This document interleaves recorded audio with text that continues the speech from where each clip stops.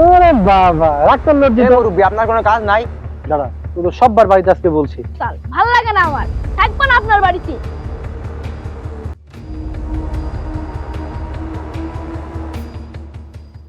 তুই সব সময় টাকা নিয়ে ঝামেলা করিস।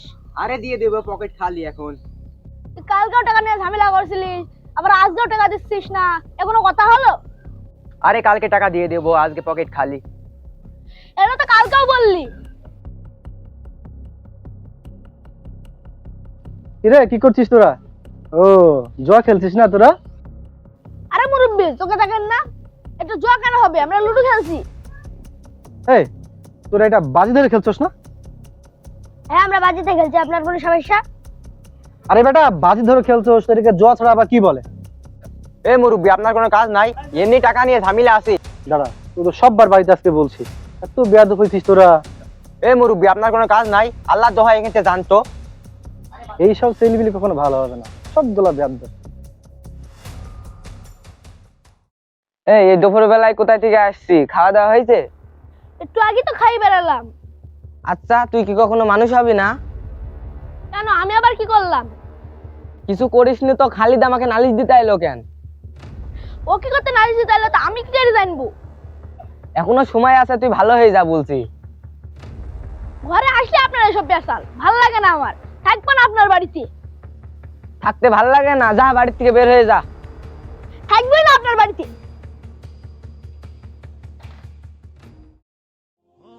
হে আল্লাহ, আপনি আমার সন্তানের অন্তর খুলে দিন, তাকে হেদায়েত দিন, সঠিক পথ দেখান, তাকে আপনার প্রিয় বান্দাদের অন্তর্ভুক্ত করুন। আসসালামু আলাইকুম ইমাম সাহেব। বসেন ইমাম সাহেব, বসেন। কি অবস্থা ইমাম সাহেব, কেমন আছেন? ভাই, দুটো চা দিয়েন। তুই আক্কা ছেলি না? জি কাকা।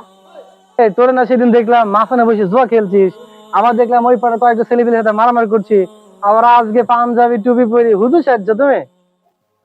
সত্যি কাকা, আমি আমার অতীতের কাজগুলো নিয়ে অনেক লজ্জিত। ওরে বাবা, রাখতেন লজ্জিত। সব জানা আছে আমাদের। 2 দিন পর আবার সে আগের রূপে ফিরে যাবি তোরা।